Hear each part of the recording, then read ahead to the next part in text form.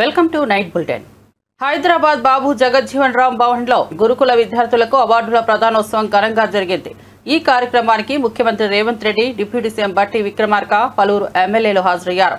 విద్యారంగంలో ఉత్తమ ప్రతిభ కనబర్చిన విద్యార్థులకు సీఎం చేతుల మీదుగా అవార్డులు అందించారు. విద్యార్థుల కృషికి అభినందనలు తెలిపారు. గురుకులాల అభివృద్ధికి ప్రభుత్వం కట్టుబడి ఉందని స్పష్టం చేశారు. డిప్యూటీ సీఎం బట్టి విద్యా సమానత్వాన్ని గౌరవిస్తూ అందరికీ అవకాశాలు కల్పించాల్సిన అవసరం ఉందన్నారు. ఈ వేడుక విద్యార్థుల్లో కొత్త ఉత్సాహం నింపింది.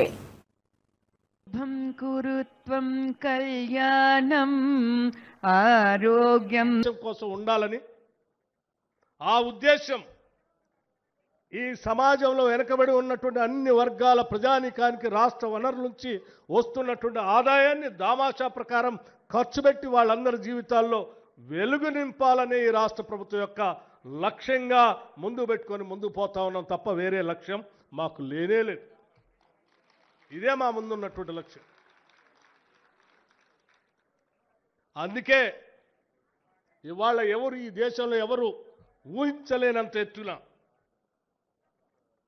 ఒకటే సంవత్సరంలో దాదాపు 100 పైబడి యంగ్ ఇండియా ఇంటిగ్రేటెడ్ రెసిడెన్షియల్ స్కూల్స్ని ఒక్కొక్క స్కూలు 200 కోట్ల రూపాయలతో, not 1 crore, 2 crores, 3 crores or 20 crores, 200 crores 200 కోట్ల రూపాయలతో కనీసం 25 ఎకరాలకు తగ్గకుండా ప్రపంచంలో ఉన్నటువంటి ఈ పిల్లలందరికీ ఒక విషయం అర్థం కావాలి. మీరు మా పిల్లలు, ఈ సమాజంలో భాగస్వాములు. రేపు ఈ తెలంగాణ సమాజం పునర్నిర్మించాలంటే, తెలంగాణ సమాజంలో పునర్నిర్మాణంలో మీరు భాగస్వాములు కావాలి. మీరు రాణించాలంటే మీరు చదువులో నైపుణ్యాన్ని ప్రదర్శించాలి. ఈరోజు ఉన్నత శిఖరాలకు మీరు ఎదగాలి అనంటే చదువు ఒక్కటే మీకు లక్ష్యంగా ఉండాలి అనేదే నా యొక్క సూచన. ఈరోజు మిత్రులారా, మీరందరూ ఆలోచన చేయండి. SC, ST, BC, minority, EWS వర్గాలుగా ఈరోజు సమాజంలో ఉన్న ఎవరికి వాళ్ళకి వేరే వేరే రెసిడెన్షియల్ స్కూళ్ళు పెట్టడం వల్ల ఒక రకమైన ఆత్మ న్యూనతా భావంలో మనం పెరగవలసిన పరిస్థితి వస్తుంది.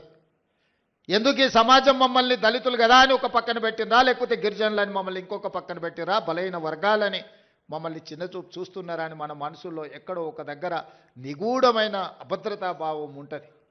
వీటిని తొలగించాలి అని అంటే మనం అందరం కలిసి చదువుకోవాలి, కలిసి పెరగాలి, కలిసి జీవితాన్ని పంచుకోవాలి. అప్పుడే ఈ ఆత్మన్యూనతా భావం పోతుంది.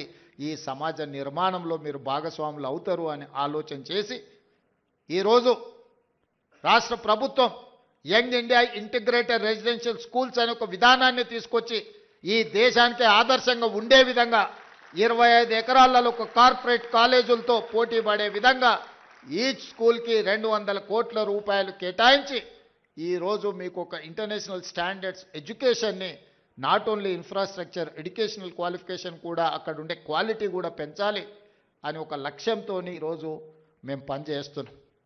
ఈరోజు చాలామంది విమర్శిస్తున్నారు. ఇవాళనే ఒక పత్రికలో చూసిన ఈ SC, ST, BC, minority, EWS పిల్లలకు 200 కోట్ల రూపాయలు పెట్టి 100 అంటే దాదాపుగా 25,000 కోట్ల రూపాయలు ఖర్చు పెట్టి కట్టాల్సిన అవసరం ఉందా అని ఒక పత్రిక రాసింది. ఒక రాజకీయ పార్టీకి సంబంధించిన పత్రిక. కరెక్టే మీ విధానంలో ఎందుకంటే మీరు అధికారంలో ఉన్నప్పుడు బర్రెలు, గొర్రెలు, చేపలు, చెప్పులు కుట్టుకోండి అనే స్కీములు మీరు తీసుకొచ్చిండ్రు. ఆనాడు బడుగు బలైన దళిత గిరిజన మైనారిటీ వర్గాలు ఏం చేయాలంటే దళితులు చెప్పులు కుట్టుకోవాలి, బలహీన వర్గాలు చేపలు పట్టుకోవాలి, ట్రైబల్స్ పందులు పెంచుకోవాలని గత ప్రభుత్వంలో స్కీములు వచ్చినాయి. మీరు అందరూ చూడండి. గత 10 సంవత్సరాలలో ఏం చెప్పారు? బర్రెలు, గొర్రెలు ఇస్తాం, చేపలు ఇస్తాం, చెప్పులు కుట్టుకోండి, మీకు స్కీములు ఇస్తామని చెప్పిండ్రు తప్ప మీకు చదువు చెప్తాం, మీకు రాజ్యాధికారం ఇస్తాం, మీ రాజ్యం బీఆర్ఎస్ పార్టీ పరిస్థితి ఎద్దేవా చేస్తూ ఎమ్మెల్యే నాయని రాజేందర్ రెడ్డి సంచలన వ్యాఖ్యలు చేశారు. ఇప్పటికైనా కల్వకుంట్ల కవిత నిజాలు మాట్లాడిందని పేర్కొన్నారు. పార్టీని లోపల నుండే శాసిస్తున్న దెయ్యాలెవరో ఆమె వెల్లడించాల్సిన అవసరం ఉందన్నారు. 4 కారు టైర్లు 4 దిక్కులకెళ్లేలా బీఆర్ఎస్ అనిశ్చితితో కూరుకుపోయిందని విమర్శించారు. 4గురికి వర్కింగ్ ప్రెసిడెంట్ పోస్టులు ఇవ్వచ్చని, కానీ 4 సీఎంలు ఎలా అవుతారని ప్రశ్నించారు. పార్టీలో నాయకత్వ సంక్షోభం తలెత్తిందని, స్పష్టమైన దిశాహీనత కనిపిస్తోందని స్పష్టం చేశారు. రాజకీయంగా బీఆర్ఎస్ పరిస్థితి దిగజారుతోందని వ్యాఖ్యానించారు. నా వ్యక్తిగత అభిప్రాయం చెప్పాలంటే పార్టీ పరంగా నేను చెప్పా. దాన్ని ఊహాగానాలతో ఉన్న దాని గురించి చర్చించడం అనేది ఇప్పుడు ఇది కాదు. ఎందుకంటే ఒక్కటైతే ఇప్పటికి చెప్పగలుగుతా, కవిత గారు ఇయాటికైనా నిజం మాట్లాడినారు. దయ్యాలు భూతాలు ఉన్నాయని చెప్పింది చూసిందా, అది వాస్తవము. మరి ఆ దయ్యాలు భూతాలు ఎవరో కూడా ఆమె చెప్పాలి. ఎందుకంటే అమరవీరులటువంటి వాళ్ళ ఆత్మలు ఘోషిస్తున్నాయి. వాళ్ళ పేరు చెప్పుకొని బతికి ఇవాళ బయటకు వచ్చి ప్రభుత్వానికి వచ్చి 10 ఏళ్ళు నడుపుకుంటూ వాళ్ళ మీద పేలాలు ఎరకదిన్నారు వీళ్ళు. ఇవాళకైనా బయటకు వచ్చి మాట్లాడుతుంది. అయినా పార్టీ మునిగిపోయింది. అదో పంచార్ అయిందంటే పంచార్ దుకాణం పోయి అతుకు పెట్టుకోవచ్చు. 4 టైర్లు 4 దిక్కులు ఉరుకుతాను. 4 సీఎం కావాలంటే ఒక రాష్ట్రానికి సాధ్యమా? 4 వర్కింగ్ ప్రెసిడెంట్లు ఎత్తారు కానీ 4 సీఎంలు ఎత్తారా? నియోజకవర్గంలో నాయని అభివృద్ధి అడుగులు వేస్తున్నాడు, కానీ తనకు సంబంధం లేని నియోజకవర్గంలో అడుగుపెట్టి హల్చల్ చేసి ఎంజీఎంలో చేసిందని ఒక ఆరోపణలు వస్తున్నాయి. దాని మీద ఎవరినైంది? మీకు ఫస్ట్ ఆఫ్ ఆల్ ఏంటంటే తెలుసుకోవాల్సింది, నేను డెవలప్మెంట్ కమిటీ మెంబర్ని ఎంజీఎంకు, డెవలప్మెంట్ కమిటీ మెంబర్ని ఎంజీఎంకు. రెండవది ఇక్కడ ఉన్న దానివల్ల నేను ఎంజీఎంకు పోవటం వలన నష్టం జరిగిందా లాభం జరిగిందా అనేది ఒక్కరితోటి నష్టం జరిగింది అనిపిస్తే నేను చెప్పలేసుకొని పొరపాటు అయిందంట.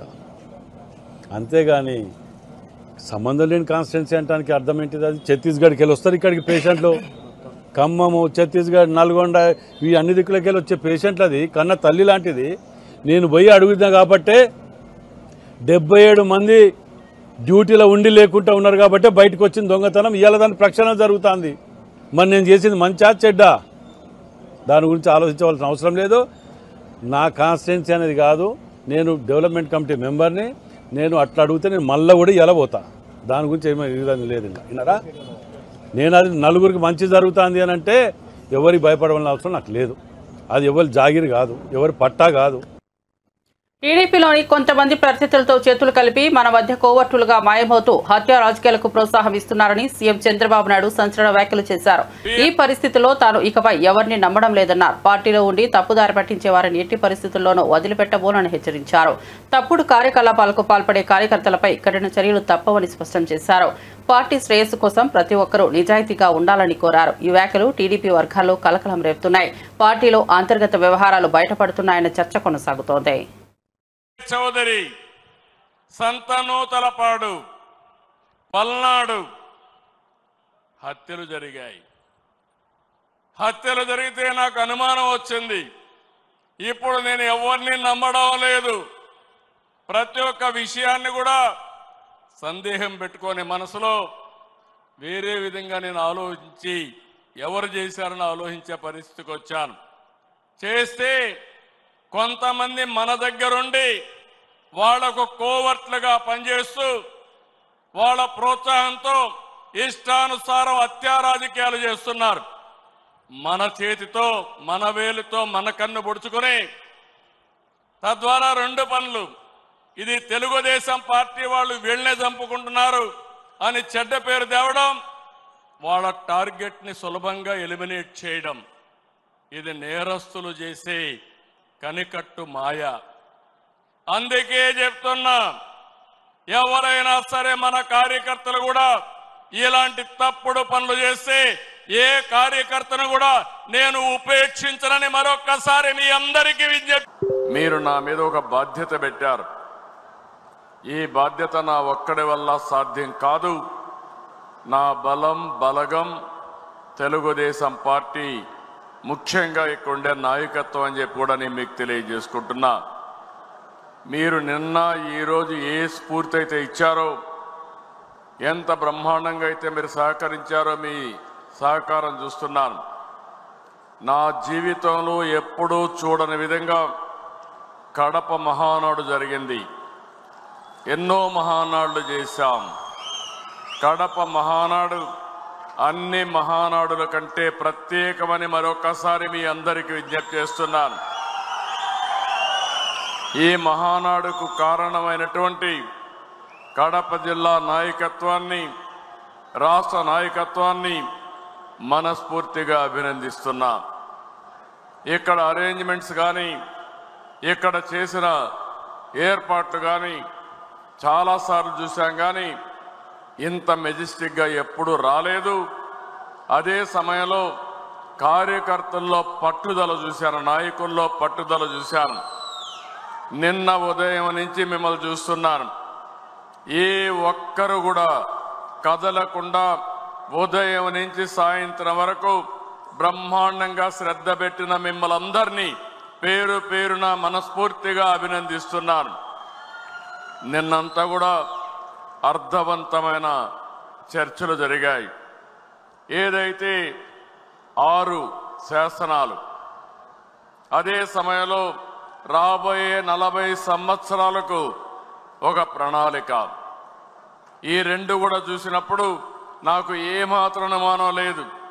తెలుగు వారి చరిత్ర ఉన్నంత వరకు తెలుగుదేశం పార్టీ ఉంటుంది. తెలుగుదేశం పార్టీ ఎప్పుడు వారికి సేవలు అందించి అనునిత్యం తెలుగు జాతిని ఒకటే విషయం మనం గుర్తు. కడపలో జరుగుతున్న టీడీపీ మహానాడు 2వ రోజుకు భారీగా శ్రేణులు తరలివచ్చారు. ఎన్టీఆర్ విగ్రహానికి సీఎం చంద్రబాబు, మంత్రి లోకేష్ పూలమాలలు వేసి ఘనంగా నివాళులర్పించారు. అనంతరం మహానాడు సభ ప్రారంభమైంది. సభలో ప్రభుత్వ సంక్షేమ కార్యక్రమాలు, అభివృద్ధి ప్రణాళికలపై ప్రధానంగా చర్చ జరిగింది. జిల్లాల వారీగా కార్యకర్తలు పాల్గొని భారీ ఉత్సాహాన్ని చూపారు. పార్టీ బలోపేతానికి తీసుకోవాల్సిన నిర్ణయాలపై నేతలు సమీక్ష నిర్వహిస్తున్నారు. లోకల్ లెవెల్ నుంచి ప్రభుత్వ స్థాయిలో అమలు చేస్తున్న కార్యక్రమాలపై సమగ్ర చర్చ కొనసాగుతోంది.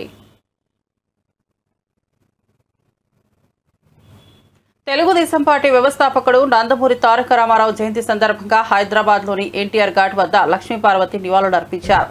ఎన్టీఆర్ విగ్రహానికి పుష్పాంజలిని జన్మించిన ఆమె ఆయన సేవలు చిరస్మరణీయమన్నారు. ఎన్టీఆర్ ఆదర్శాలను కొనియాడుతూ ప్రజాస్వామ్యాన్ని కాపాడేందుకు ఆయన చేసిన కృషిని గుర్తు చేశారు. ప్రజల మనసుల్లో ఎన్టీఆర్ చెరిగిపోని ముద్ర వేసిన వ్యక్తి అని పేర్కొన్నారు. తెలుగు ప్రజల గుండెల్లో చిరస్థాయిగా నిలిచిపోయిన నాయకుడిగా ఆయన పేరును స్మరించారు. ఈ సందర్భంగా పలువురు అభిమానులు, అనుచరులు ఘాట్ వద్దకు చేరుకుని ఎన్టీఆర్ జయంతిని ఘనంగా నిర్వహించారు.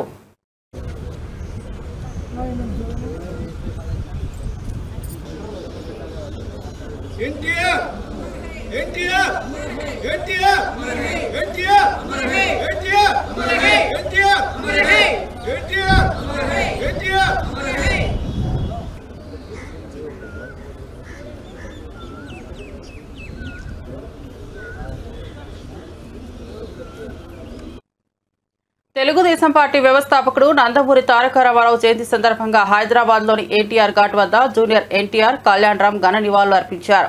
ఎన్టీఆర్ సమాధి వద్ద పుష్పగుచ్చాలు ఉంచి నిశ్శబ్దంగా మౌన ప్రార్థన చేశారు. కుటుంబ సభ్యులుగా ఎన్టీఆర్ చేసిన సేవలను స్మరించుకున్నారు. ఎన్టీఆర్ ప్రజల కోసం చేసిన త్యాగాలు, రాజకీయంగా తీసుకున్న వినూత్న నిర్ణయాలను గుర్తు చేశారు.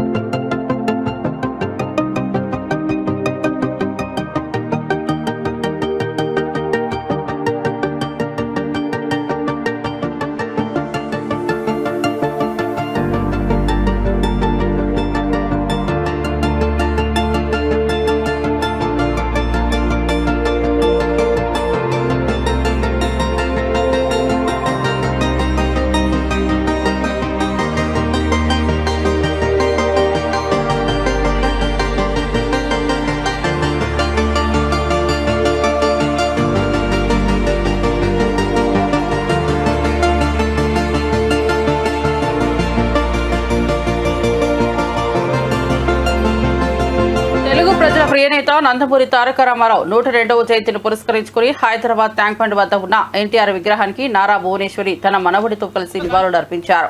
పుష్పగుచ్చం ఉంచి మౌనంగా ఆయన సేవలను స్మరించారు. ఈ కార్యక్రమంలో ఎన్టీఆర్ కుటుంబ సభ్యులు, అభిమానులు పెద్ద సంఖ్యలో పాల్గొన్నారు.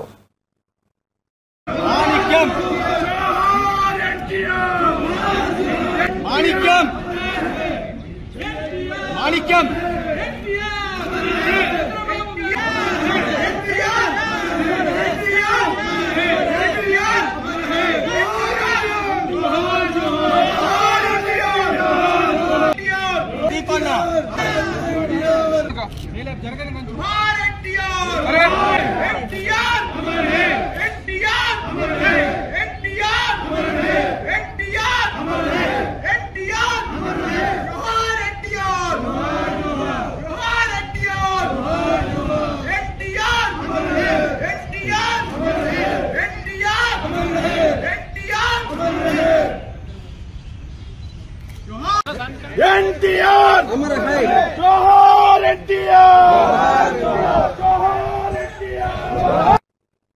మంగళగిరి రూరల్ పోలీసుల ఎదుట విచారణకు సజ్జల భార్గవ్ హాజరయ్యారు. ఈ విచారణ నేపథ్యంలో మంగళగిరి పట్టణ రూరల్ పోలీస్ స్టేషన్ల వద్ద పోలీసులు భారీ బందోబస్తును ఏర్పాటు చేశారు.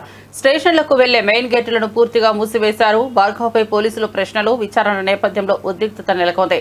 మంగళగిరి పోలీసులు ఆయనకు నోటీసులు జారీ చేయగా అనుబంధమైన కేసులపై వివరాలు కోరినట్లు సమాచారం. విచారణకు వచ్చిన సమయంలో ఆయన అనుచరులు కూడా స్టేషన్ దగ్గర చేరారు. పోలీసులు పరిస్థితిని శాంతియుతంగా నియంత్రించారు. పరిణామాలపై రాజకీయంగా చర్చ జరుగుతోంది.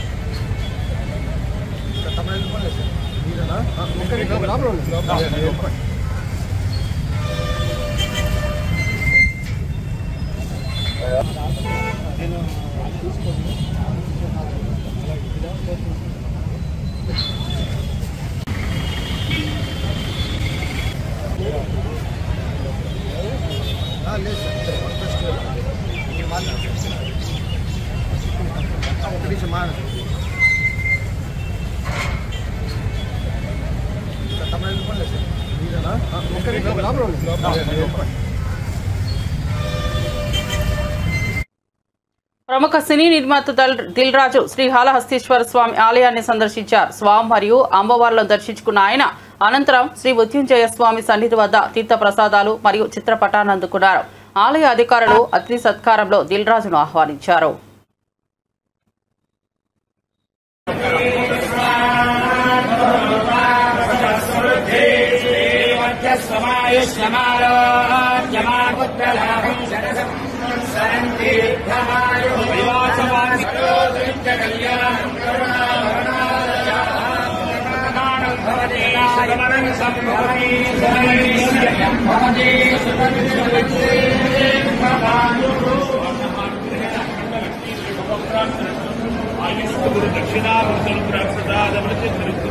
పునర్దర్శన ప్రాప్తి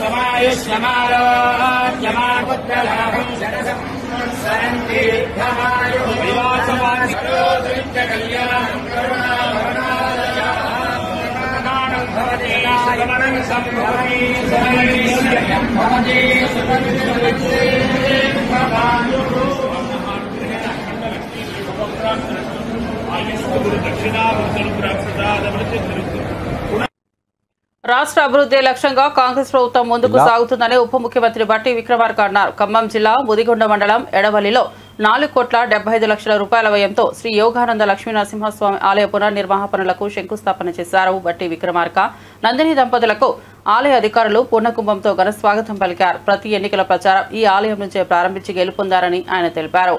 స్వామివారి ఆశీస్సులతో పనులు వేగంగా పూర్తవుతాయని ఆశాభావం వ్యక్తం చేశారు. పాలన అందిస్తా ఉంది కాబట్టి ఇవాళ ఋతుపవనాలు కూడా మనం ఆశించిన దానికంటే ముందే రాష్ట్రంలో ప్రవేశించి చల్లగా వర్షాలు పడతా ఉన్నాయి. పాడి పంటలు సుభిక్షంగా ఉండేటట్టు ముందుకు పోతా ఉంది. కేవలం రైతులు వ్యవసాయమే కాకుండా సమాజంలో ఉన్నటువంటి అన్ని వర్గాల ప్రజానికం కోసం కూడా రాష్ట్ర ప్రభుత్వం నిధులన్నింటినీ సమగ్రంగా ప్రణాళికాబద్ధంగా కొన్ని పథకాలు తయారు చేసుకుని ముందుకు పోతా ఉన్నాం. ఈ పథకాలన్నీ కూడా ప్రజా సంక్షేమం కోసం పనిచేసేటువంటి కార్యక్రమాలు, సంపదని సృష్టిస్తా ఉన్నాం. ఆ సంపదని ప్రజలకు పంచే కార్యక్రమంలో భాగంగా అనేక పథకాలు నరేంద్ర మోదీ 11 ఏళ్ల పాలనను విమర్శిస్తున్న కాంగ్రెస్ అధ్యక్షుడు మల్లికార్జున ఖర్గేపై బీజేపీ ఓబీసీ మోర్చా జాతీయ అధ్యక్షుడు ఎంపీ లక్ష్మణ్ తీవ్రంగా మండిపడ్డారు. 10వ స్థానంలో ఉన్న భారత్ను మోదీ 4వ ఆర్థిక శక్తిగా తీర్చిదిద్దారని గుర్తు చేశారు. మోదీ పాలనలో standup, startup, make in India వంటి కార్యక్రమాలు దేశ అభివృద్ధికి ఊతమిచ్చాయని ప్రశంసించారు. ఎస్సీ, ఎస్టీ, బీసీ మహిళలతో పాటు ఆర్థికంగా వెనుకబడ్డ వర్గాలు, అగ్రవర్ణాల్లో పేదలకు మోదీ గారి హయాంలోనే అగ్రవర్ణాల పేదలకు ఈడబ్ల్యూఎస్ 10% రిజర్వేషన్, అసాధ్యం అనుకున్నటువంటి మహిళలకు 33% చట్టసభల్లో రిజర్వేషన్లు కల్పించినటువంటి చరిత్ర. జమ్మూ కాశ్మీర్ 370 ఆర్టికల్ అవరోధం వల్ల అక్కడ ఉన్నటువంటి ఎస్సీ ఎస్టీలు బీసీలు రిజర్వేషన్లు కోల్పోతే వారికి రిజర్వేషన్లు కల్పించినటువంటి చరిత్ర. 370 ఆర్టికల్ రద్దు చేసి ఇది సామాజిక న్యాయం, పేదల సంక్షేమం కోసం. రైతుల విషయంలో మీరు మీ హయాంలో యూరియా కొరత, యూరియా బస్తాలు పొందాలంటే పోలీస్ స్టేషన్లలో యూరియా అమ్మిన చరిత్ర మీది. చెప్పులు పెట్టి బస్తాల కోసం పరిగాపులు కాసి ప్రాణాలు కోల్పోయిన సంగతులు ఆ రోజు మీ హయాంలో. కల్తీ విత్తనాలు, పంటలకు బీమా లేని దుస్థితి. కానీ ఇవాళ మరి మోదీ గారు హయాంలో ఇవాళ ఎంఎస్పీలు లేదా ఇవాళ నకిలీ విత్తనాలను అరికట్టి ఎరువుల కర్మాగారాలను పునరుద్ధరింపజేసి ఏ రకంగా ఇవాళ మరి విత్తన భాండాగారాన్ని కానివ్వండి, ఎరువుల కర్మాగారాన్ని కానివ్వండి, ఇవాళ రైతులకు అందుబాటులో సబ్సిడీ మీద ఇవాళ రైతులకు ఆ రోజు మీ హయాంలో సాగునీటి కరువు అయితే ఇవాళ నామాత్రం మద్దతు ధరపై అయితే ఇవాళ మద్దతు ధర 1కి 3 సార్లు పెంచి ఇప్పుడు సమృద్ధిగా యూరియా, కృషి సించాయి యోజనలు వంటి అనేకమైనటువంటి సాగునీటి వసతులు, సాయిల్ హెల్త్ కార్డులో భూసార పరీక్షలు, ఆపత్కాలంలో ఆదుకునేందుకు పంటల బీమా ఇవాళ ఏ రకంగా గణనీయంగా మద్దతు పెంచింది. 2014లో కనీస మద్దతు ధర 1310 రూపాయలుంటే ఇప్పుడు 2300 రూపాయలు, అంటే దాదాపు 1000 రెట్లు పెంచినటువంటి చరిత్ర.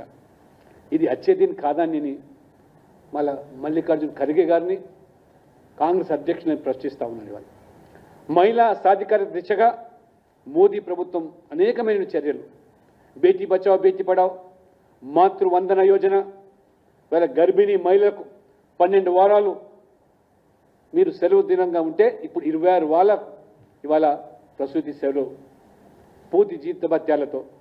స్వచ్ఛ భారత్ పేరు మీద మహిళల ఆత్మగౌరవాన్ని ఏ రకంగా ఇవాళ మరుగుదొడ్లు నిర్మించి చరిత్రను సృష్టించారు.